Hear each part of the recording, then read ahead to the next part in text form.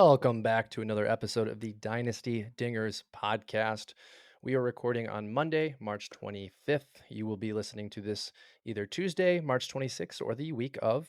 We are just a few days away from opening day. This would be the traditional opening day since the Dodgers and Padres are coming off a two-game series in Korea. But it is the last week of off-season podcasting. We have a few predictions for you today, and then our final segment is going to go into a few players that we have rostered across leagues, and then players that we would like to have more shares of. But first, Doc, we have some conversations to have regarding two of Major League Baseball's most polarizing players. What's going on today, buddy? I don't know, something about gambling and this Japanese guy. What's his name again?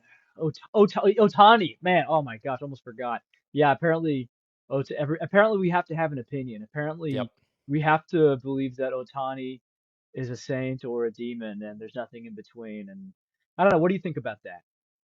I feel the same way. I think over the last week, since the news came out, it just bothers me because I'm not informed on this situation. I don't feel like anyone has solidified answers right now. The story that we have has inconsistencies, but when you look at any legal situation, you're going to come out and have human elements mixed with the legal protection. And I think all we can really do is sit back right now and wait for more information to come out and also allow the main concept of innocent until proven guilty to really reign true. I think the unique nature of this is he is Major League Baseball's number one marketing icon. He is probably the most valuable player per dollar spent on marketing and revenue. So, of course, there's some concerns that things could be buried or hidden, but at the end of the day, as fans, he's dealing with a personal matter too. It's just not necessary for us to all come with opinions and to have daily updates. That's my take. Yeah, I mean, it also it kind of speaks to this weird thing in our modern society where the daggers come out real quick, no matter how peachy clean your record is beforehand, right? It's almost like there's a certain kind of folk out there on Twitter who just want to see the good guy turn bad. They don't want anyone to be sparkling clean. They want him to fail, and I don't know if I'm really into that. In fact, I do know that. I don't want that to happen.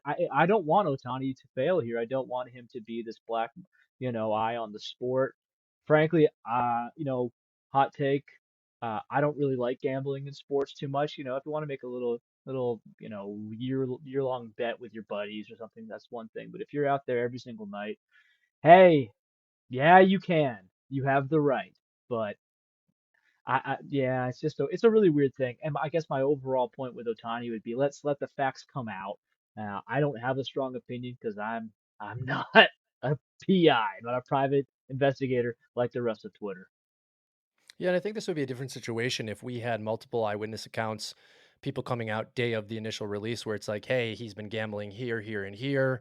If there was just more of a solidified case where it's like, hey, this might be a big problem. I think the secondary piece that the industry, fantasy industry, baseball industry is having is a lot of people have platforms now that are either dissecting or have built media markets. And I think they feel the expectation from their fan base, from their listener base to have an opinion where it's not necessary. I understand that people feel like they have to inform, their group of listeners, but I think my take from the very beginning would have just been and has been, hey, listen, you're going to hear it from a lot of different sources. I'm not getting involved with an opinion until we have rock solid evidence one way or the other. And honestly, it Mhm. just doesn't matter because we cover, fantasy dynasty baseball for the most part on this podcast. And ultimately, I don't think anything should have changed with how you were drafting Otani. I've seen people to go as far as to say he was undraftable. Well, in 2 weeks, this could sound stupid. Today's new press conference didn't have much information passed along, which was intentional, right? This is going to be a long, drawn out process as the federal government does their investigation, as Major League does their investigation. And ultimately, when things are settled, we'll know a little bit more. But as it stands today, I think a human being is dealing with something, and a human being is dealing with, from what we have seen, losing a good friend, losing someone that made him feel comfortable in organizations as well as stateside. And that sucks. I think about the human element.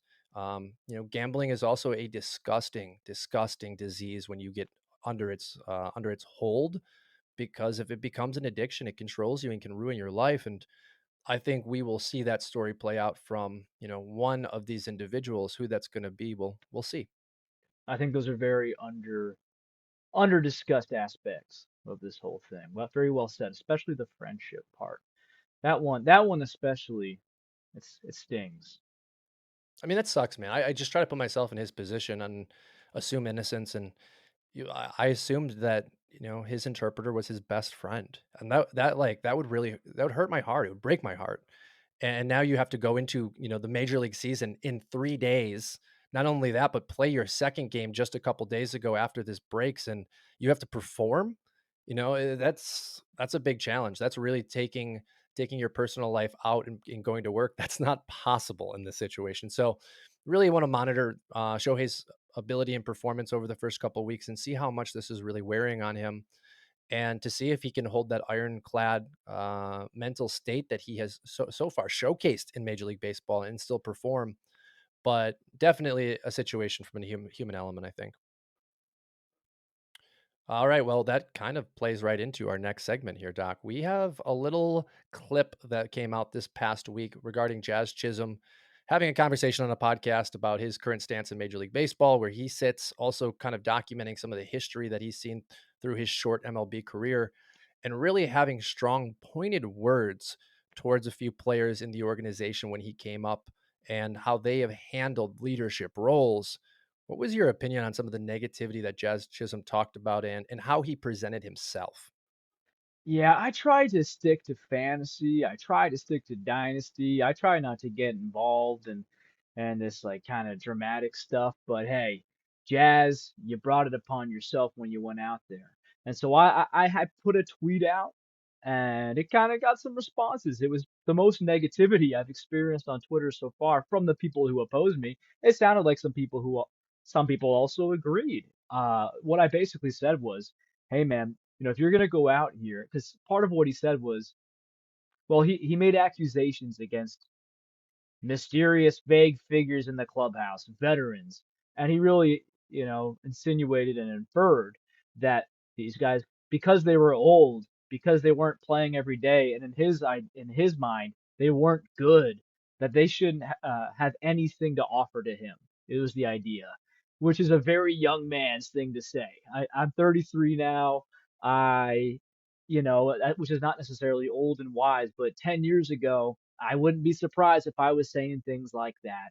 And I think it's something he's just going to regret one day, especially when he says things like, you can't talk if you're not playing regularly. You can't talk if you're not playing good. I'm like, well, Jazz, I'm looking at your stats here. You have the talent, you have the physical capabilities, but you are not playing every day. You are not always playing that great, especially in OBP leagues, which I frequent. So you ain't getting drafted by me, and ain't getting acquired by me. Anyway, I hope the best for the guy though. Once again, I don't want him to fail. I thought that the move of going out to the public to discuss something internal was a childish thing. Yeah, and I think ultimately Jazz has to put together a full major league season, whether that's 140 games, 150 games, before we really start to change the evaluation from a fantasy perspective. I personally share your opinion in regards to I don't target him, I don't draft him. He in the range that he's falling, I just have too many concerns. And I think with the comments he made, as you said, it's a very young man's comment. We remember those years and some of that naive nature and some of the ego that is inflated. And we're not professional athletes. We're just, guys on a podcast, but everyone can fall victim to that. Now, what I hope for him is that he can learn how to be a leader. He can carry some of those elements that he maybe didn't like and realize that the value they had down the road in his career. But ultimately, if his production doesn't change, if his health doesn't change, he could be looking at himself in just a few years here as out of the game. Hmm. And I think that's an interesting kind of ego check. It's an interesting life check. But, we do go into 2024 with the hope of seeing a good season from him because he's a great talent. Miami needs it. And when he's on the field, he's enjoyable to watch. We just haven't been able to see a full season of production yet in his career. Yeah, sometimes it just takes that humble pie, right? I Yeah. don't know if you've noticed this, but so O'Neal Cruz. another kid just like got all that physical talent. I don't know if he was necessarily saying bad things before. He also doesn't, I don't know how his English is. I'm not sure how capable he is, of fluently expressing things like that. But he came out last year and he was on my team and he said, or he was, I had him on my dynasty team and he said, I want to go 40-40. It wasn't a negative thing, but it was a young man's thing. And I was like, sure, buddy, dream away.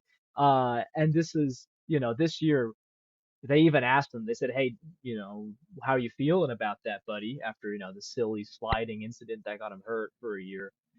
And he was just like, yeah, I'm not talking like that right now. I'm just focused on putting in the work and getting a good year in.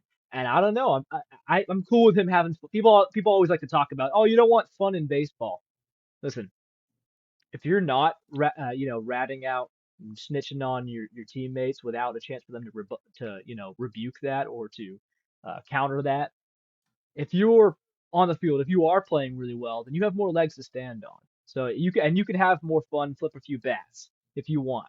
But O'Neal Cruz, he seems like he's going around his business this spring, and it seems to be working better for him. So I don't know. Maybe that could be. I don't know them. I don't know how similar of guys they are, but I do see a maturity jump happening perhaps for O'Neal Cruz, and maybe we can hope for that with Jazz Chisholm. I'm excited for baseball if both of them and anyone like that, anyone who's just ego first, if you put that ego behind you, focus on the work, I'm excited for baseball. Yeah, and I think that's again to the human element. Jazz is a little bit older than O'Neal.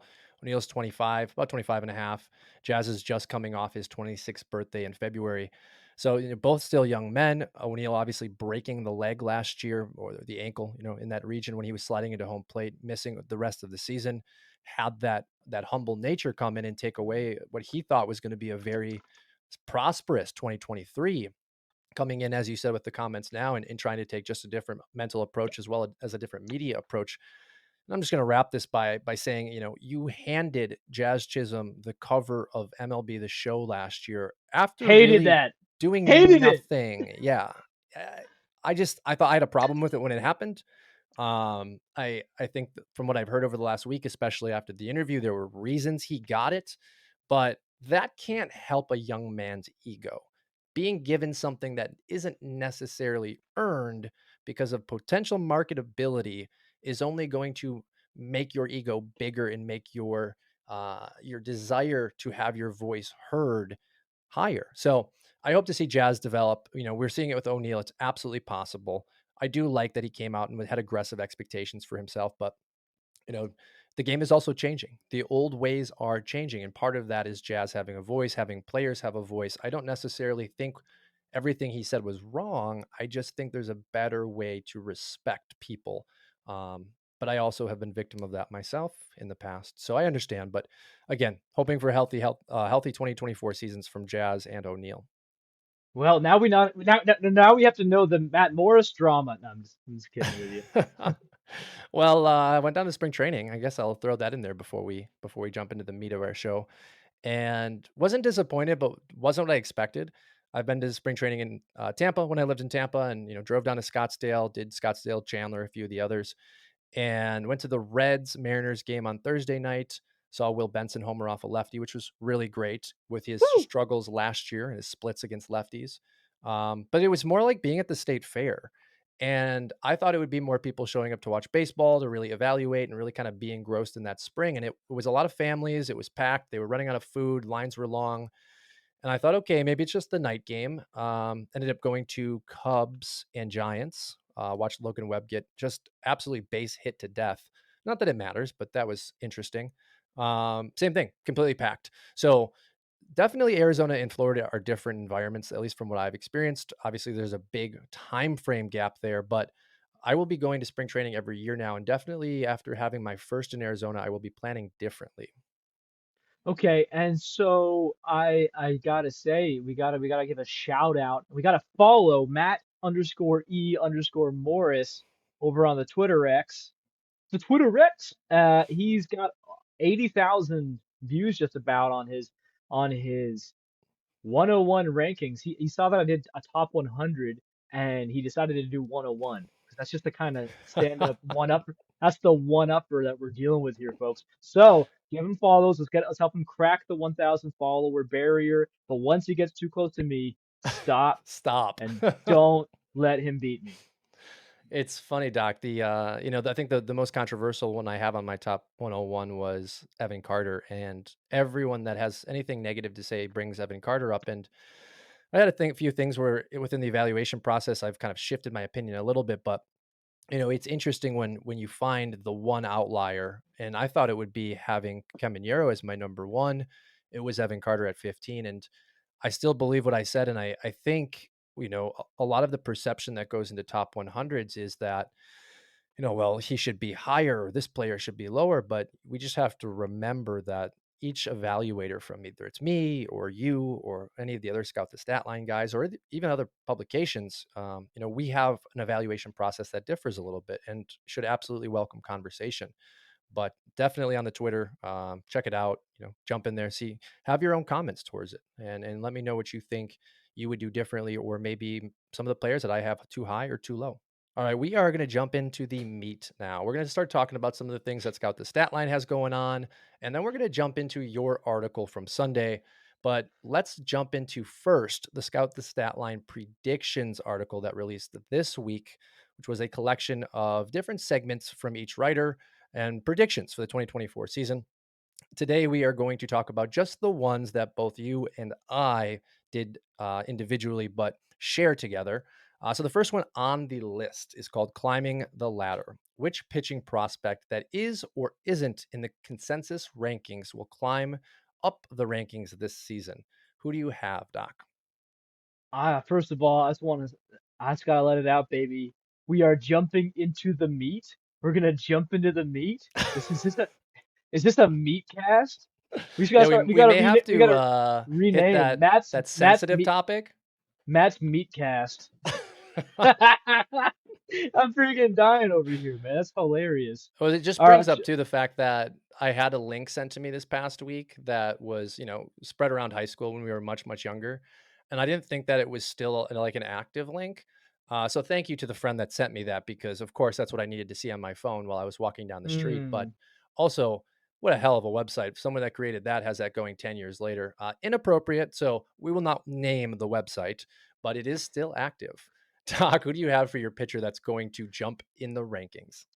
Well, I mean, it was, yeah, I guess, you know what? I guess I didn't read it properly because I thought it said prospects. I gave three, so I'll just wrap them off List to them. you. Hell yeah.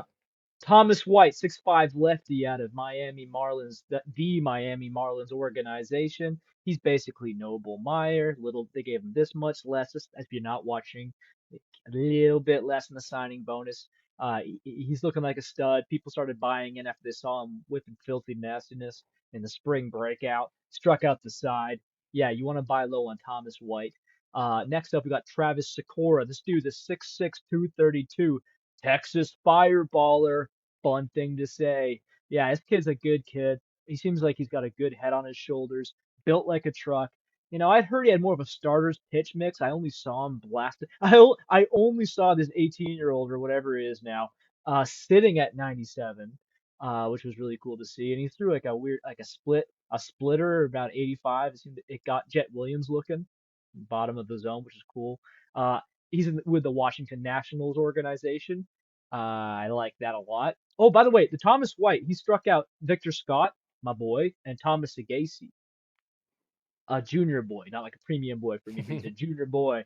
And then the last guy is Blake Walters, which I haven't stood on too many soapboxes for him yet. I'm big in. I'm big in. I actually have him as my 99th, just 100, just one ahead of Travis Sikora at my number 100 rank overall. Thomas White I have at 62, I think, which is, which is like, that's no one has these guys. Anyway, Blake Walters has already hit triple digits now for the first time in his life. That's after he was drafted, so his stock should be going up. Yeah, apparently, this kid's just very mature for a guy coming straight out of high school. He's turning heads in the Kansas City backfields. Everyone's looking at this guy. And there's the joke there, right? Uh, uh, oh, what does it take to turn heads in the Kansas City, arms development pipeline? Well, I don't know, man. They got Cole Reagans now. They had Chris Bubick, who looked like he was breaking out last year. Yeah. Anyway, man, I'm excited for those guys. Who do Yeah, you got? I like those 3 too because they were first year player, picks this past year in Dynasty. You know, we're gonna get to see their first professional season this year. They all seem to be coming into 2024 healthy, and we get to really see what does that draft profile look like. All 3 And names that I've yeah, liked. just sorry And to cut. Yeah, just to add to that specifically because I want to reiterate the question. The question that we were asked. This is all part of a scout the stat line. Big mega. You should check it out. Big guideline, big guide, and which pitching prospect that is not in our sorry, in our consensus rankings, who's gonna or who's gonna climb up the rankings this year? Who's gonna climb up? And I just wanted to jump on what you said. An FYPD pick, these guys we don't have all the data on, they're the most likely to jump up because it's kind of scary and hard to rank them. I would love to have ranked Sikor or Walters higher than 99 or 100, but we just don't have the data. well, and you're right. Those guys, if they can come out for even a month, will start shooting up boards because now the consensus has the data, right? So they are absolutely more than likely if they come out and perform well, or even just show good ratios. The ERA might fall a little bit, the walks might be there, but they're all young players. Where, if I'm correct, they're all 3 of them are high school draft picks. So you're going to give them a little bit more flexibility with some of the ratios than you would with some of the guys coming out of college that expect to grow fast or get to the major leagues and climb quickly. You give them time, And so my 2 names, I have one listed down here. I'm gonna toss another one in. Where both pitchers taken out of high school, both taken in the same draft class. Dylan Lesko and Brock Porter. I think we saw really nice pieces from them in 2023, and I expect for them to start to put even more of that together in 2024. Lesko as well as Porter both dominated with the strikeouts. We need to see a little bit more of an innings boost from both of them as they continue to climb. But I think as we start to see some of these graduations from the Paul Skeens, the Cade Hortons, the Jackson Jobs, we're going to start to see those 2 names mixed with your names really start to refill this prospect pitching tier where we have some guys to be excited about next year and then 2026. But Dylan Lesko and Brock Porter were my 2 for climbing the ladder. Yeah, I like those guys. I think Porter. I don't know. Everyone's kind of just like not talking about him. I think I think, yeah, but by the way, not both these guys. Brock Porter's with the Texas Rangers organization, which is exciting. They seem to everything they touch right now seems to turn to gold, which is exciting. So the deal with Lesko, if you're not familiar with him, I have him a little bit behind Porter. I think that's kind of a little bit against the industry because Lesko was drafted as like this he had TJ, and the Padres still picked him at what 12th overall, something high, Yeah, first round. and they paid him a bunch of money. So yeah, like when you know that this kid's already starting off rocky, but the talent is just so there, it's exciting and yeah, I think those are both great picks. Like I said, I got Porter of 78 or something like that, and then Les goes low 80s, so they're right next to each other. I think those are great picks. How high do you think with good 2024s they can get? What's your ceiling for rankings They can end of they could season? go. I think, funny enough, so I've like I said, I've Porter a little bit ahead just because Lesko, upon his return from TJ, they're all saying, oh, well, he's got terrible control right now. They're like, oh, well, this is going to happen after he comes back from TJ. And I'm willing to believe that. But I still want it. I still need to see it happen. So I'm more I think Porter's got a higher floor, but I think Lesko could actually leapfrog him and get into the top 50 with an electric 2024. I don't see why Porter couldn't either. It's not easy, but like you said, there's guys are going to graduate, and we got a long season ahead of us. And frankly, it's kind of survival of the fittest with pitchers these days. Yeah. If you can just be healthy and perform good, like you're in, baby. You're the top 50. Congratulations. Well, and Porter's story is also unique. Taken, if I remember correctly, the 4th round by the Rangers. That was the draft they took Kumar Rocker, if I'm correct. We'd have to look back and fact check. But Rest they in saved peace. they saved money with their first round pick, pushed that money down the road for Brock Porter and signed him coming out of high school with a slot value that nobody else presumably could match, or at least had an agreement in place with him where other teams wouldn't touch him. And he was, if I remember correctly, rated at number 11 on Pipeline's prospect rankings that season. And all of these Mm. are detailed in the Scout the Stat Line article. So if you want more information, check that out on Scout the Stat Line. But both very, very high prospect pedigrees coming out of amateur. high school ranks. So, falling kind of right in line with the three guys that you listed, these high school pitchers are coming into the game now with more hype than we've seen before. And we just have to look as far as Jackson Jobe to see, when you put it all together, what it looks like, right? Noble Meyer being another name that we really like, not listed within climbing the ladder, but hoping for the same outcome for Noble. Well, I just have him at 37 already, so there's not. Well, I've already got him up the ladder, so that's why I didn't put him there. well, and a respectful ranking, I think, really. All right, next one, Doc. On the farm, your favorite group of prospects from a minor league organization. And it says at least list 5 prospects. Just stick with the organization and why for me, Doc. Yeah, well, I'm gonna give you the rapid fire. I won't like, go into Let's do all the it. guys because I got a bunch of these guys. So I understand why you would say that because I could get a little excited with the Detroit Tigers organization. Dude, I hate it. I used to make fun of Detroit. Specifically in the sporting world, it's been bad. The Lions were rough for years. The Tigers have kind of been, on a downswing. Seems like they haven't been able to. It seems like they haven't been able to develop their talent. Riley Green is finally showing life, but he wasn't. Spencer Torkelson is finally showing life, but he wasn't. Like Tarek Skubal, I don't know how to say his name, man. Tariq Nailed it. Skubal. Yeah, we're doing it. Skubal. And so these guys, they were kind of, either hurt or not doing well, and they're showing life. Kerry Carpenter coming out of nowhere. Parker Meadows really sneaking up. Those aren't even like, so the names I have on here, I'm just gonna ring a few off for you. Colt Keith, Max Clark, Jackson Jobe, Chase Young, Parker Meadows, he is on there, I guess. Kevin McGonigal, sleeper. And, there's actually a bunch of random guys. I didn't really get into these guys as much, but some more fun names. Ty Madden, Justin Henry Malloy, Paul Wilson, Josu Brasino, possibly saying that wrong. Sawyer Gibson Long, Justice Bigby. I mean, these are like, there's a bunch of fun talent coming up in the Detroit Tigers organization. I honestly, man, I'm becoming a quasi fan, and it's a weird twist of fate. Well, I like the profiles. I think we talked about this a few weeks back, just what Detroit is doing with their profiles. They chose obviously to take Max Clark over a couple other names that were available and how he fits that ballpark, right? Pairing in a lineup now with Riley Green down the road once he's up with Spencer Torkelson in that power, Justin Henry Malloy, if he can find a spot within that infield. And then Jackson Jobe having what appears to be an ace number one upside with Scooball paired, you're looking at a really competitive team in a division that for a number of years has been in desperate need of more competition. I think these names, as they graduate with Chase Young as well, are going to add a lot of competition. And, hopefully Torkelson and Green have solidified themselves as all stars at that point. And if Javi Baez can figure out how to be a Uh, solid baseball player again, well, now you're getting crazy. we can Now only you're hope for tough. so much. Is that right? Yes. Yeah. Yeah. Yeah. Yeah. Yeah. Hey, dude, they resurrected Jack Flaherty. Maybe like if Yes. he's had a heck of a spring. I just looked over at my phone in like one of my shallow home leagues. He got picked up.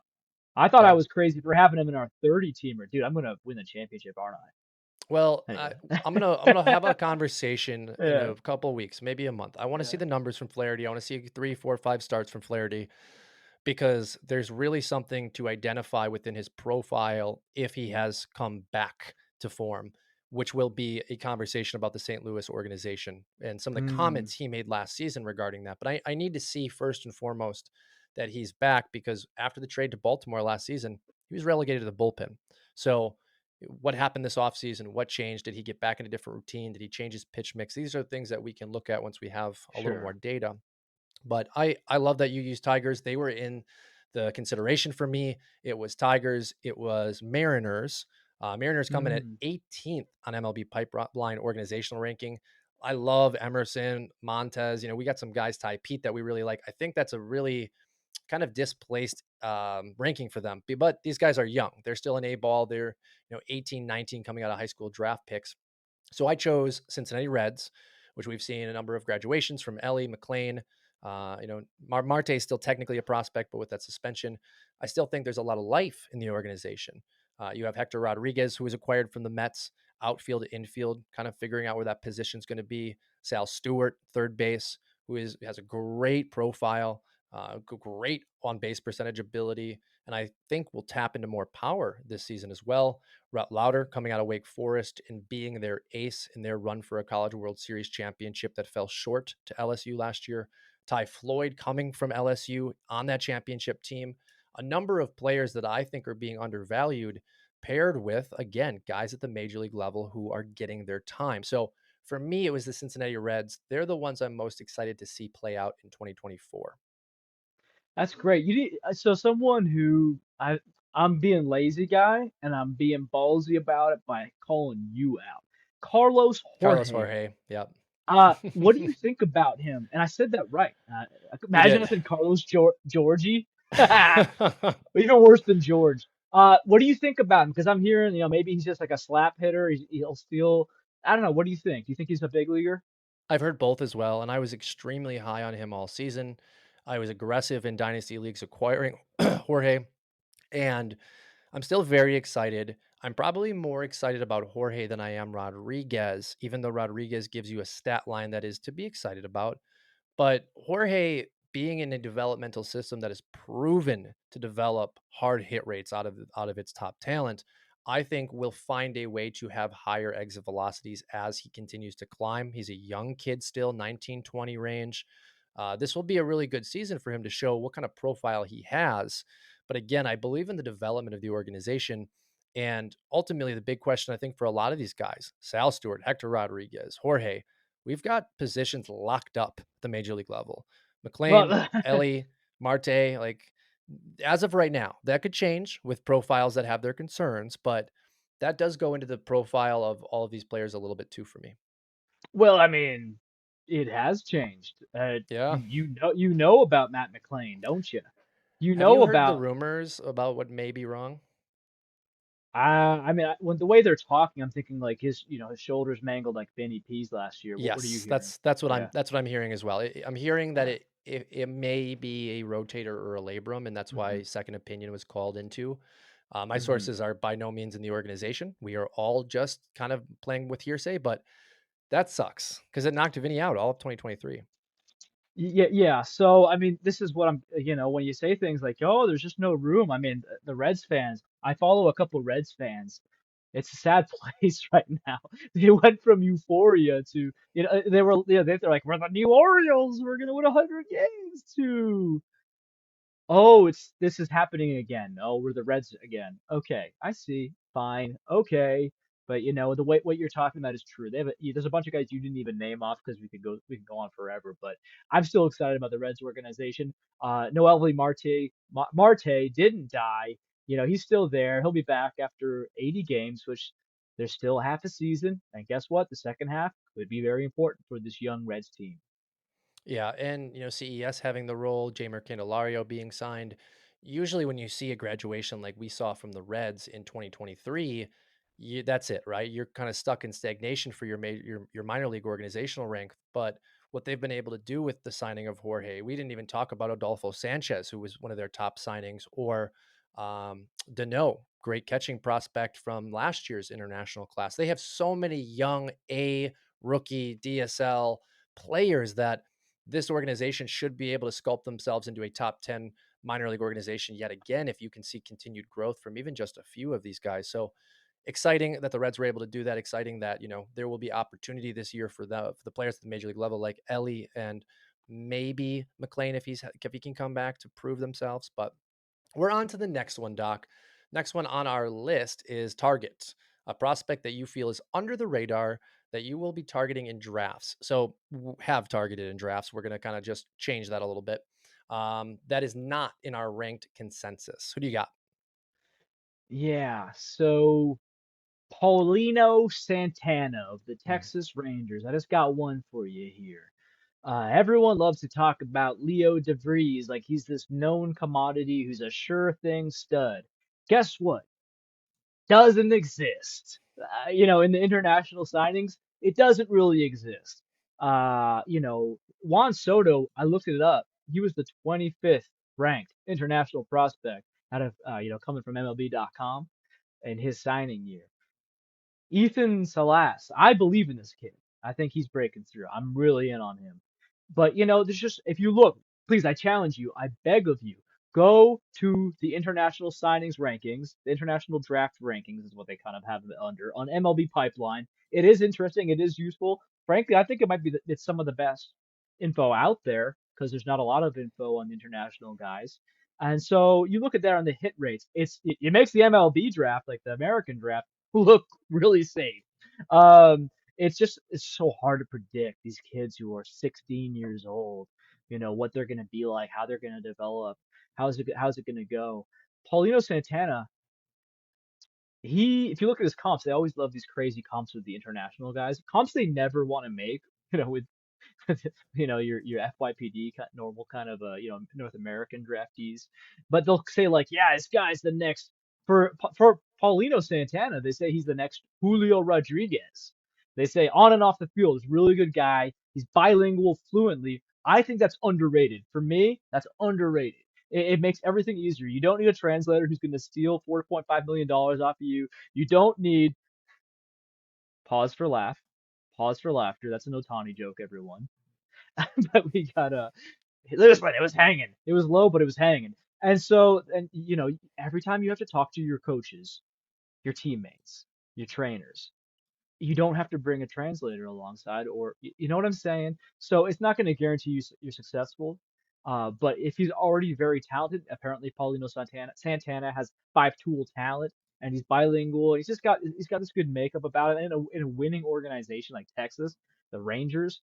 I mean, dude, it's going to cost you nothing to take a chance on Paulino Santana. What do you think about him?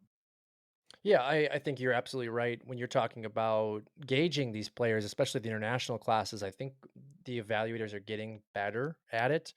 But when you bring up or excuse me, when you bring up Juan Soto's name and the place that he ranked on his class's list, you also have to expect that some of these kids are going to develop faster, or they're going to develop tools that they may not have been able to showcase at that very young age, like Soto ultimately did. So, when you're talking about probably after that ranking 10, 11, I think it's all just shooting fish in a barrel at that point. You're just trying to hope that you bring in someone that showcases athletic ability, maybe showcases an approach where they can be coached mentally and really take to the coaching. And Paulino mixed with DeVries this year, but they both show great profiles. And again, coming into good organizations is really important. The Padres have proven that they can trade good athletes and good talent. And then you look at Jackson Merrill, they're, coming up, developing a position player. Hopefully we see the same with Salas, but there's more question in San Diego than there is in Texas. Texas having so much talent with Wyatt Langford coming up now and a number of other players. We mentioned Brock Porter. I have faith that the Rangers will be able to develop Santana. And then when you actually look at the major league roster and how he fits in, you don't have to worry as much because he's at an absolute minimum 2 years away, with the likelihood of 3, maybe 4, where he would come up at 21, 22. Now, if he pulls a Juan Soto, we absolutely love that. But, that's far and few between, as we're going to see Salas probably in 2025. So for me, my player for target is the MVP of the DSL. It's going to be Kelvin Hidalgo. Widely unknown, underappreciated. Now, when I really dug into it deeper in this offseason, I kind of found why. I pulled up the list for the last, say, 10 DSL seasons in the MVP winners. I expected to see names like Juan Soto, Jordan Alvarez, O'Neill Cruz. I didn't find any of those guys. I found a bunch of guys I've never heard of. So that kind of tempered my excitement a little bit, but Kelvin Hidalgo's DSL season was absolutely incredible. Showcased power, had a few strikeouts, but strikeouts to walks weren't overly concerning, where I think the approach can be tweaked a little bit. And off almost all consensus top 100s and available in most dynasty leagues. So I felt ultimately, if I were going to really pick one guy, I've got to pick a guy I am rostering. And in any deep, deep dynasty leagues, I am rostering Hidalgo. So much so that in a league that you and I share, I drafted him in the second round of a 30 team in FYPD, which was a little too aggressive in hindsight, but Hmm. I do like him. And from a perspective of what do I think the ceiling is, I don't know. I'm just excited to see what he does at the lower levels. Also in an organization, Colorado, that develops. So Kelvin Hidalgo, right now, he's listed as a shortstop.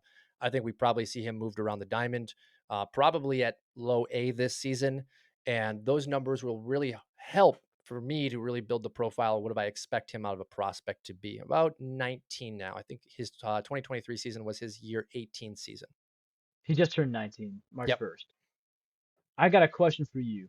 What do you got? What what makes you think that the Colorado Rockies are known for development? Because you just said that they develop prospects. Well, and it's very short sighted. I'm looking at 2023 and just seeing some of the names that we're starting to get excited about because you're right. Historically speaking, there's been a lot of question marks about development as well as just organizational decisioning making. But when you talk about Sterling Thompson, you talk about Beck, Yanquiel Fernandez. I want to say it's Dylan Jorge. I may be pronouncing that incorrectly. If I am, I'm sorry. Shortstop. There's some names that I'm really starting to monitor and get excited about, and Hidalgo might be able to follow in a similar suit because when you look at Jorge and you look at Yanquiel Fernandez, those are also international signings. They've had to go from DSL to low A to double A, like Yanquiel did. Now, we've seen a bit of a roadblock for Yanquiel at double A with the strikeouts that piled up there last year, but it was also an age to level where you kind of expect him to be overmatched. But I think we might be seeing a trend here where the Rockies have figured something out, and I think Hidalgo will be a really good test of that. Can he rise in prospect rankings and can he continue to produce as he gets out of the DSL? Yeah, so I like to throw a little bit of heat, a little gasoline on the fire. I want to see you defend your guy. I like Kevin Hidalgo. I like these guys. This is the disrespect on Kevin Hidalgo. And BR on Baseball Reference everywhere where he's listed, they have his like there's a typo on his name. It's Hid Hidalgo. That the I is capitalized. It looks like it's an L, but it's Kelvin Hidalgo. Yeah, he's got the power speed blend you're looking for. Upside, lottery ticket, won't cost you anything. It's a cool one.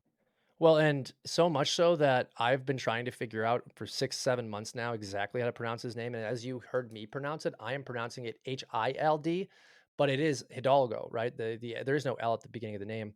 Yeah. And those of you that may be searching your dynasty leagues while you're looking for this, it's harder to find him too because certain platforms have classified that I or L differently. So it's a mess. But listen, in a 30 man, in a 20 man, if you've got deep benches, I like to just take a flyer on him.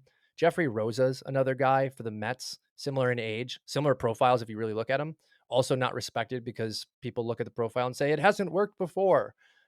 It may not work, right? These are deep, deep names. And I like to follow those because every once in a while you feel a little bit special when you're like, hey, I saw him at the DSL. I was the one that, held his flag high, and you get to benefit from having them on your dynasty team. So we're all out here trying to find good players. These are just a couple guys that, if you're able to get them, could provide great value. And if they fizzle out, hopefully it didn't cost you anything more than a top 200, a top 250 prospect. Hmm. Toolsy, who will be the top hitting and pitching prospect at this time in 2025? So real quick, this was probably referencing the beginning of March when it came out. So let's just use that as our timetable. Okay, yeah. I feel like you're such a better presenter than me. I'm just like this weird annoying guy who like yells stuff. But then you're this professional smooth talker. So I need to have you if I start introducing things, everyone's gonna we're gonna lose the audience, baby. Speaking of which, Max Clark. Max Clark will be the number one prospect overall in 2025. That's my opinion. You may think that sounds crazy. In my rankings, he's the eighth overall prospect, and I believe the top seven guys in front of him, you can look that up on your own time, folks. Listen, we don't have all day. That's at Doc Holiday Dyna. Give me them likes and views. And Max Clark is number eight. And the other guys are going to be graduated. He's going to be number one. Why? Because he's got 70 grade speed to go along with a great approach, to go along with burgeoning power. He's thick, 6'1", 190. Apparently, he's muscled up from that. Is he closer to 200 now? He might be. And we just talked about how he's going to be in a real uh, ascending organization. We don't think of the Tigers as a real counting stat booster, but they will be. And by the time he's up, which frankly, if he let's just say he has a Jackson Holiday-ish, doesn't have to be quite that year this year, man, buy now, because I remember what people thought about Jackson Holiday right after he was drafted. It was something a little bit like this. Like they thought it wasn't really warranted. And you have a bit of that right now. And of course, it's painful to look at that as a Tigers fan. You picked him over Langford. Frankly, you know, Yeah, I mean, it's a tough one. But if you're gonna pick anyone who's not Langford, Max Clark's a great get. And for dynasty purposes, if you value stolen bases in your league, if you value those well-rounded guys like a Acuna, like I don't know if we're ever gonna see that kind of power from Max Clark. But frankly, that's like the upside you're swinging for. That Acuna-ish, that Corbin Carroll maybe more likely. Corbin Carroll is a better comp for Max Clark. I mean, Max Clark could do something like that, and it would not shock me in the slightest getting to those Corbin Carroll-ish numbers. So that's my hitter. My Andrew Painter, he's mine, my guy. He's my number one pitching prospect for next year. Why? Well, same kind of deal. I think I only have a few pitchers ahead of him right now, even though he's out for this year. I have guys like Cade Horton, Paul Skeens.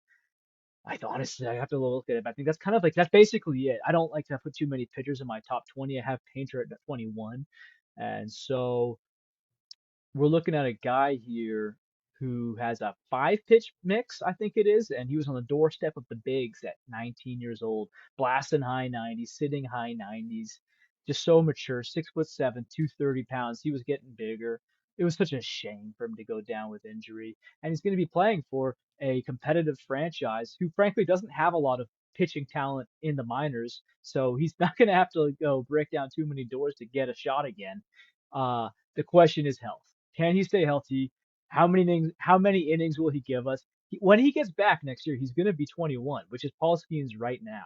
So we're not getting like this, situation where oh yeah, he had this rehab. He's 26 now. Let's see if he's a post-hype guy. Dude, the hype should be basically as if he's coming out of college because he's that polished. Talking about like a crazy 1 to 2 walks per nine kind of guy with crazy strikeout upside. I can't say enough about Andrew Painter as we're finding out. What do you think about Yeah, I either of those love guys? I love the Yeah. Clark comparison to Carroll and Holiday because I think those are the most likely outcomes. Even today, while being active on Twitter, I saw a swing breakdown from Clark and Holiday, their high school draft picks, their high touted prospects at that. And I think the power is obviously something that we are not really projecting him to be a 40 home run Wyatt Langford guy, but Carroll and Holiday are amazing profiles that we have seen do well at the major leagues and seen do well in spring training for Holiday. So I like that. And then Painter is a crazy case study. A couple of people on Twitter this week, when the top 101 came out for me, asked basically, how could you have him so high? And then secondly, when asked, are you not considering him to be the next Forrest Whitley? Which when I saw that, my eyes like almost popped out of my head because I'm like, well, Forrest Whitley had a plethora of injuries and could never figure it out even before the first Tommy John. I think Painter is being disrespected. I think he absolutely deserves to be in the top of the rankings as well as forecasted for success. Max Meyer has fallen in rankings just because of Tommy John, and we forget all of a sudden how much dominance he showed from collegiate numbers to minor league numbers. So Tommy John, these young prospects, definitely takes a dent, but I think Painter is a solid choice and it would have been my choice, but I chose Dylan Lesko because I think a healthy 2024 paired with found command will get enough people excited where he will jump Painter because Painter's out. I think Painter's an ace. I think Lesko has a chance to be an ace. So Lesko is going to be my 2025 number one pitcher. And then I chose Basallo for my number one hitter. The fractured elbow does play into this. I had this written up before the elbow injury came out. I still love Basallo. I think there's an opportunity for him to be a dominant minor league hitter. I'm just curious to see how much power is taken away because of the fracture in the elbow and how much time away from the catching position. Those will play really heavily into his production as well as his evaluation as a prospect. So I think Max Clark is probably more likely, but if Basallo is healthy, I think we see absolute dominance. And I think we see the Orioles yet again get a number one hitting prospect in all of Major League Baseball. Nice. You're the guy saying Basallo. I think it's Basayo. I'm pretty sure. Basayo. Is it Yeah, I think Basayo? so. I think it's Basayo. Look at me. I get that's a very rare win for the knucklehead. I love that. So, yes, I think so. Imagine I'm wrong. It'd be even better. You I'm just won here up to as just here to be a bad host and disrespect these poor gentlemen. That's my job I right now. I just looked at your rankings. You friggin' sniped me on Painter. You got 16 on Painter. That's high. I got him 21, and I'm pretty high. on that, so you beat me there, but guess what? I sniped you even harder. You got Basayo at 11. I got him at 10, I bro. love that. Yeah, so that's fun. Those are fun, man. It's fun to see what happens. Yeah, Well, no, it's I think hard to those are solid. project these because there's a lot of elements that go into the equation, kind of like I talked about with Lesko and Painter. I have Painter higher, Lesko's far deeper down, but health and obviously pedigree goes into it, production goes into it. And then, you really look at when we're doing these rankings for me, I have guys in the top 25 that I think will be number one in the position or possibly top 10 for starting pitchers. I think absolutely Painter has the ability to be an ace. And Tommy John shouldn't deter me from that. And it's obviously not deterring you. No, I mean that's the problem, right? So one more problem, and and now we're in scary territory, right? It's not like it would be over for him, but that's when you start. There's a Yeah. label, and it has to be there. And I would turn it around. So there's two ways this goes. So Zach Wheeler, he was a guy. I think I talked about this the other podcast, but he was a guy where he was doing great. He's his top prospect, and he was a young guy doing great. He got TJ, and he came back. He wasn't nearly the guy he used to be. I was kind of out on him. Then he was like free agent, waiver wire fodder. He started pitching decent, and I was like, okay, great. And then I sold high on him, or I thought it was high. Turns out he's like one of the most reliable pitchers in the league now. So that's something that can happen, right? And then is it a dynasty format? And then you have guys like Miser, Whitley, who they can never get back to it. So there's that. And I'll flip this. I'll ask this to you about Basayo. Here's the crazy thing. What happens if he comes back from such a crazy like an elbow injury where you could maybe lose power? What if he comes back and he's just as powerful or more powerful? What does that say? Well, and he's a young kid, right? You didn't have to have Tommy John. He's not a pitcher. I haven't had an elbow fracture myself. We've seen, I think, Brett Honeywell have the elbow fracture.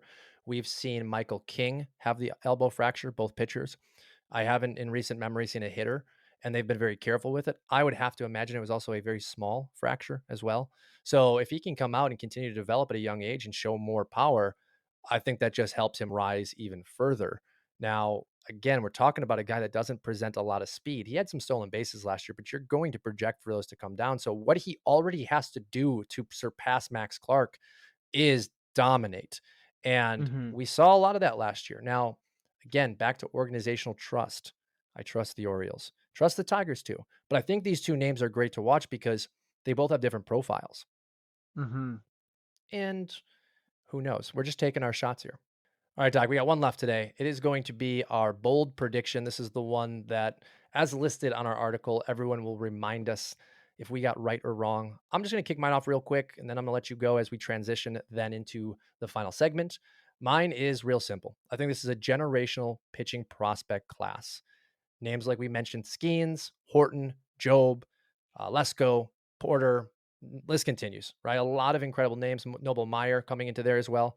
I think this might be the best list of pitching prospects coming into 2024 that we have ever seen. And I think it will return the most ace upside for fantasy that we've also ever seen.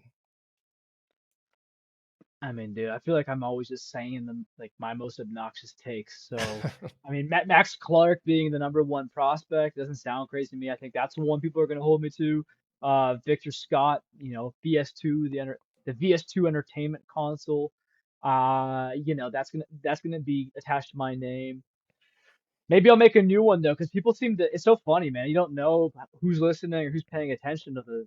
Well, I don't to the junk I'm tweeting out. Today, Bryce Eldridge started showing something, right? He started hitting a couple big high velo balls, and all of a sudden everyone's tweeting about him. And thank you to the listeners out there. A couple people tagged me like, hey, Doc was on this. And I was like, where do I have Bryce again? I'm like, oh my gosh, I got him at number 36 overall prospect. So, geez, Louise, that's ballsy, and I stand by it. It's like I'm not surprised. It's kind of funny because after seeing so many other rankings, he's nowhere near that high. He's not even in top 100s. So I guess I didn't do this for the STS. I was busy. I did too much of the other categories. So no one's gonna have this in writing. But let's say Bryce Eldridge will be a top 20 prospect in 2025. That's still pretty bold, I think. It Not is, that and bold. and you're right. Yeah. The approach looks great. Walker Martin, also a pick this year, second round pick by the Giants, had a nice approach as well. And, two names to just monitor. Obviously, Bryce is getting more of the hype. Walker, not so much. I think we'll see that change. But you've taken your name um, to three great players that we like. Max Clark, right? VS2 Entertainment. That again, great trademark. And then Bryce Eldridge. Those are three really good players from first year player drafts. Not it being Victor Scott, but three players we're monitoring very heavily going into the season, all with unique profiles. And I think in reality, we are hoping for all three to turn out with their 80th, 90th percentile outcome. But all right, Doc, last segment for us of the day. This is going to be more of your segment than it is mine. So your Sunday smoke for STS, the article you write weekly, was just kind of detailing a few players that you have found you're rostering across a number of your dynasty teams or your redraft teams, and then also a few players that you would like to have more shares of. So why don't you go ahead and kick it off and just start talking about some of the players that you have found a keen eye for? Yeah, I mean, I my Sunday smoke. I always think it's gonna be like five guys. It's like here's a quick five hitter. We're just gonna do it chill this time. I can't do it. I think that I was late on my submission. I ended up I have names for redraft and dynasty. I ended up having to basically to focus on redraft. Um, I got these multiple divisions with cutesy names. Ballistic batters. I got Vinny Pasquantino, Vinny P. I mean, I think this guy could enter his Spaghetti Freeman phase. It's not catching on, but we're gonna make it a thing because I think Spaghetti Freeman is like the Italian Freddie Freeman. If you weren't following with my very subtle reference, I think that this guy, I mean, frankly, like a near 300 average, an OBP north of 350, 25 home runs, if we're not drafting him or holding on to him with those hopes in mind, what are we interested in as a Kansas City Royal? Frankly, like maybe we don't want to say these numbers out loud for fear of repercussion, but I think that's a guy that's a ceiling, and so we really got to see his shoulder hold out this year. He's a big boy. Hopefully, he's taking care of himself. Hopefully, he'll be durable.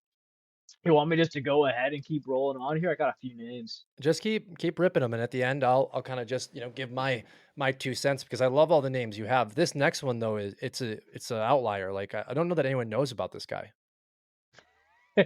Yeah, Wyatt Langford. Yeah, he's come. I didn't even put him in my tweet. And I put a tweet with saying my guys, the guys I have in most of my leagues. I didn't even talk about Wyatt because I'm like I'm gonna start annoying people. Uh, yeah. So Wyatt Langford, this guy's annihilated. He's absolutely obliterated. He's absolutely whatever word you want to put in there. He's crushing every level he's facing, and it's not stopping with Major League Baseball talent and spring training. So he's in an elite lineup. I don't know what else you can ask for with this guy. He doesn't say anything, you know, and he just goes about his business, which is a great example, And there's a lot of ball players like that, like a Freddie Freeman or a Paul Goldschmidt, guys you never hear really say much, but they're just out there absolutely carrying your fantasy teams to glory. And I think if he's not a Corbin Carroll in terms of profile, but if there's people kind of look at me crazy when I say Wyatt Langford should be going, and they're like, maybe as high as a 35th or 50th overall in a redraft. I'm like, well, man, where's Corbin Carroll going right now? You're drafting him based off last year's numbers, his rookie season, better lineup. Anyway, you have In a something to say. redraft we are doing right now, one that I tried to get you in on, but we just couldn't link up this weekend. Our good buddy at STS, Ryan RF, was able to jump in for us and fill the draft spot. Was much to talk about this weekend because he took Langford, and I'm buying time as I figure out he took him second round, pick 6, and the league was in He's shock. too crazy. That's He's that. too crazy. No, I don't hate it though. I don't hate it. but he's too crazy. Because Ryan, if you're listening, I you're crazy because I was in a redraft with Ryan. It's very frustrating because he drafts a redraft like it's a dynasty team, and he goes for all my favorite. I'm supposed to be the crazy guy. You can't be the crazy guy, Ryan. Anyway, yeah, that's 18th too overall far. is But the number. 18th overall. So then why you didn't list him in your tweet, right? Because the hype is out. Like when we saw Volpe mhm, and Walker last year, I mean, it is 4 or 5x the hype for Langford. So, but yeah. I still think it's very valid that you have him on Go here. get him. Yeah, Who's people are getting him. next? Like if people are getting him, but like closer to pick 100 still sometimes in normal leagues. So do Yeah, it yeah, anyway. Yeah. yeah. Oh, Which I my think is next guy's fair. Yeah, my next guy's an OBP specialist. So Lars Nootbaar, I'm not picking this guy in batting average leagues, but in OBP leagues, he's so underrated, especially with this injury now. It's like, dude, you want a guy who's going to get you basically almost, like, I would say guaranteed north of 350 OBP. And St. Louis is not going to be as bad as they used to be. I don't think so. And I don't think they can stay down for long. They do have a bit of winning to their team. They do have a good franchise. They're down on their luck right now, but I think they're on the upswing. I just love where he's going. I think that the value at that draft at ADP is too high. And frankly, he was working with Nolan Arenado and Mark McGwire on his pull power all season, his pull strength, his pull side home run swing. And if you're going to work with anyone, those are probably the guys you want to work with. If the power doesn't pop this year from Mr. Newt Bar, it's never going to happen. So I'm going to go see if it will. Graham Pauly, just a quick hitter. I mean, this is a weird one. It's like the anti VS2, where VS2 is disappointing because he didn't start in the bigs, even though that was a crazy thing to begin with. Like the fact that we're even having that conversation. Graham Pauly kind of came out of nowhere. This guy's last year in the minors, he did 2020. He did more, but he did 2020, 300 average and like a 393 OBP. Something I remember that number because it's so insane. We're not expecting exact translation, but that's obviously high potential. Um, and so yeah, we want to see what this guy's going to do in a Padres lineup. He made the opening day roster. He hasn't started a game yet. He didn't start either of the Korean games, which is kind of like, okay, well, what's happening here? Then again, why would they bring him up? I don't know. It's a little bit of a. I'm not really ready to flex that one yet, but I got him everywhere. Terry Carpenter, his ADP is crazy. We're gonna get 25 home runs here, 260 to 270 batting average, and hopefully a 340 OBP. I don't know how good the Tigers will be this year, but they could surprise us. I think those are some really good bats. You have any thoughts on those bats? That's the end of my bats. Yeah, I like you throwing Graham Pauly in there. He's been falling in redrafts, especially ones that I've been a part of. Only comment that I wanted to make was you're right with McGuire and Arenado's pull side power. Arenado currently one of the best players at being able to leverage that power to pull side. I just found it interesting how JD Martinez came out this week after signing with the Mets in regards to not taking the Giants offer and then saying that the ballpark to opposite field power is not conducive to his game, and then ultimately his fear of people thinking he'd be washed and it's time to retire. Because JD, obviously, when you look back on his career, when he left Houston, had to rework his swing, where he was one of the best swing coaches in all of baseball, turned into the player and the profile we know today, but really leverages that opposites field power. Baez, guy we mentioned earlier, used to do that in Chicago as well. But player to player profiles, some players just can't pull the ball because it's not within their body mechanics. So I'm really interested to see Bar in 2024 once he's healthy, because I haven't spent enough time watching his mechanics, watching him as a player, as opposed to just his stat line, to know if pull side is available for him or not. But if he can tap into that power, you're talking about a top 20 outfielder, I'd have to imagine. Yeah, I don't know, man. Like I really don't know because he's this close to getting a label with this injury before the season. Hmm. This broken, it's ribs, so it's like, okay, is that an injury? Are your bones weak? I don't know, but we got to see this guy stay healthy. That's my biggest thing for him. Arenado, Nolan and his brother, who I guess is like a hitting coach or something, they were both raving about this guy. They're like, this guy's jacked up. I mean, I think Nootbaar's like 6'3", Big 200 guy. something. Yeah. He's big. Yeah, he's surprisingly big. Lars Nootbaar, he's half Dutch, half Japanese. He's a fun guy, really fun guy to root for. I hope the best for him. He could be a leadoff guy in St. Louis, and if you got guys like Arenado and Goldschmidt behind you, and just Jordan Walker, and frankly, maybe he's a number two guy, and you get VS2 in front of him. Yep. There we go. This could be a Anyway, fun. This could be a fun lineup. Yeah. it could be. So moving on to the arms though. Cole Reagan's I got everywhere, man. Like it's just I didn't think I'd be able to buy into this guy after I bought in low in dynasty leagues last year, but I just can't. He's still going to if he's going to be an ace, if he has ace caliber stuff, and he's putting the innings. He's got the innings. He's got more innings last year than Michael King did, and where Michael King is being thought of as his big breakout. Well, I mean, Cole Reagan's is he could be he could become that next great pitcher. And frankly, with the way arms are dropping like flies, we kind of need them. So I'm buying in on Cole Reagans. And right next up after him, I got Michael King. Dude, this one is so weird. I looked at my teams. I have Michael King in every single redraft league. And I got him in like almost every dynasty league. I'm not even like a, I didn't realize I'm like a closet Michael King, you know, he's just, I got posters of him on my wall. I didn't even realize. I looked the other day, I looked up and I got pictures above my bed of Michael King. Goodness gracious, fully clothed, of course. But he, I don't know, man. I guess I just really believe in his stuff and his ratios. I actually don't believe in his innings. So I think he'll be more useful in some formats more than others. But I think it's just that his value is just very good. A lot of question mark with both of those players. They're on a lot of bust lists this offseason, but when you actually go under the hood, you said it with Reagans, they actually both have proven to be, pitchers that can pitch 140, 150 in the past. Now, for King, it is a number of years. It was before he was turned into the reliever after the first injury. But Reagans, when you actually go into baseball reference and see his paired minor league, major league numbers in his innings, he has shown some consistency.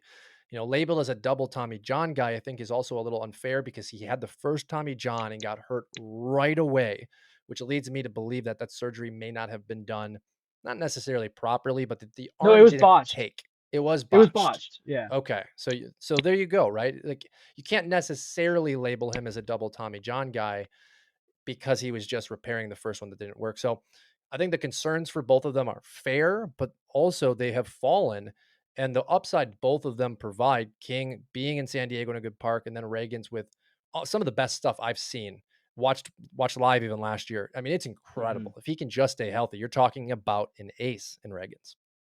Yeah, I mean, he's kind of like he petered off a little bit toward the end of spring. Maybe you get a if you're drafting still like a complete psycho, then you might be able to get a discount. Move just churning along here. Justin Steele, Mr. Underrated, the Man of Steel. I don't. This guy almost won a Cy Young last year. If he just like didn't pitch the last 3 games, I don't know. Maybe he wins Cy Young. But he did, and he didn't win it, and so he still is going so late. It doesn't make any sense to me. The metrics geeks don't love him because he just basically throws 2 pitches, and it's like one of them is like his big pitch is this cutting fastball, but he just knows where to put it, and hitters don't know what to do with it. We have such a large sample size at this point. I don't my league I don't know about you guys, but my fantasy leagues don't score on metrics, the Saber metrics. They score on wins, quality starts, ERA, whip, uh, strikeouts. The good stuff. And so that's what I'm here for, and he's gonna give you it. Chris Sale, well, we don't know how many innings we're gonna get, but it's worth noting that a bunch of his injuries, like falling off a motorcycle and having a comebacker go off his finger, those are some of the things that have kept him out for a while the last couple of years. So then again, hey, if we're going glass now in the first few rounds, I'll take Sale way later for the same, maybe the same amount of innings. I think with the Braves franchise, you got to love it for any league that includes wins. And frankly, they just got a good pitching, coaching staff. And he's going to give you those strikeouts. He's great to pair with maybe my next guy, Bailey Ober, who's just this. He's 6'9", 260, a total durable workhorse. I think this year could be big for him. Kind of a late bloomer. I think he's 29 now with the Twins. His velo is not really where you want it to be, but he's got a nice changeup. He's got that underrated George Kirby Jr. You know, George Kirby light kind of control. Maybe he won't get you those gaudy strikeout numbers, but you pair him with a Sale. That's kind of fun. And then just going out on a couple closers. Craig Kimbrell, for some reason, I have him in every league as well because, well, I know the reason. His value and his ADP, they're kind of blending beautifully. And so that many strikeouts on a Baltimore Orioles team where you're gonna get like probably over 100 wins. There's gonna be a lot of chances, and then my last guy is Evan Phillips, who kind of the same deal. I think his deal is the opposite though in some ways because Craig Kimbrell, he's got a big name, but people are kind of scared off because of he's got some sketchy seasons. Whereas with Evan Phillips, we don't really know who he is yet, and we kind of have this idea that the Dodgers are going to mix and match. Dude, it doesn't really matter if you win as many games as they almost certainly will. So yeah, man, I just found those guys on my teams.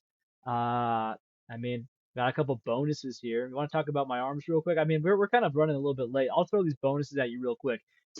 Shotgun stashes. Stash Victor Scott II, the VS2 Don't give up on him. He might, especially in Roto, this dude could still steal you a ton of bases, even if he comes up in like May or June. Drew Thorpe. Drew Thorpe. He's going to be the Chicago White Sox ace by the end of the season. Chris Bubik or Bubich. We're gonna go with the old school Europeans, pronunciation. Nobody seems to care about that. But he was that breakout original Cole Reagans last year. He had the slider that the Royals unlocked. They don't get credit for it. He was lights out for about 20 innings and he blew his arm out. So that's a fun 1% or less stash. You can put him on your IL right now, anywhere for free in your leagues. Dude, that was a lot of names. You just let me talk that much. You nailed it. You're used to this. You do this professionally. You're fantastic. And the shotgun was fun. That's gonna be something we're gonna probably try and take over for the rest of the year, and let you interject in a few, maybe pickups or trades. I love what you said. Kimbrel was spot on, right? I think the value you're gonna get, you could get 40 saves out of Craig Kimbrel. Yeah, we've seen a little bit of inconsistency, but usually that inconsistency comes when he's not a solidified closer. Like Batista's gone. They signed him, they paid him, right? Cano is probably still the setup man, and Kimbrel should be in line to just have the confidence to go through the year and then hit the market yet again and try to capitalize and get paid. I think when you were talking about Tyler Glasnow and Chris Sale, it was a great comparison. You're looking for ratios. Sale and Glasnow both have done really well with strikeouts in their career. Question marks as to who can pitch more innings. I would actually take Sale. I think Glasnow can probably limit the runs a little better, but where you're drafting Chris Sale is immense value. Everyone just has the trauma of the last 3 years and Sale just being inconsistent. But like you said, a lot of the injuries were just really freaky, ridiculous things that made us want to pull our hair out. And then, yeah, Victor Scott, I was referencing him to you earlier about how people are currently dropping him for the first waiver wire turn for guys like Cedane Rafaela. It's like, no, you took Scott because he is a difference maker and will probably be up, as we talked about a Dylan Carlson potential injury today running into a teammate in the outfield. He could be up sooner than later. Thorpe as well. I think, we both want to see how the White Sox organization plays out. But, in Chicago, they have Garrett Crochet starting opening day. So definitely need Drew Thorpe to come on up. I haven't seen, has he made the opening day team? Thorpe? Yeah, Thorpe. No, no, he should. It's like, Okay.